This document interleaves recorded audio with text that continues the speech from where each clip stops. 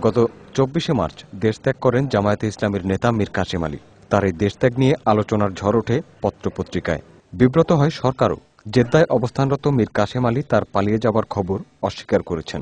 VIP লাউঞ্জে এসেছি, কাজে পালিয়ে আসার প্রশ্ন আসে না, এবং দিগন্ত মিডিয়া থেকে ফর্মাল অনুমতি নিয়ে ভিআইপি লাউঞ্জ ব্যবহার করেছি। দেশে ফিরে গেলে আশা করি হয়তো যে ভুল বোঝাবুঝি হচ্ছে ইনশাআল্লাহ সেটা অবসান হবে। যুদ্ধাপরাধের বিচার নিয়ে তিনি বলেছেন, যুদ্ধাপরাধীদের বিচারে ন্যায় বিচারের সব প্রয়োজন পূরণ করতে হবে, তবে বিচার হওয়াই উচিত অপরাধীদের। আর আমি মনে করি যে এই বিচার যেহেতু গুরুত্বপূর্ণ বিষয়, সরকারের কমিটমেন্ট তারা করছেন, অপরাধের বিচার হওয়াই উচিত যারা অপরাধ করেছে, কিন্তু আন্তর্জাতিক আইন অনুযায়ী হতে হবে।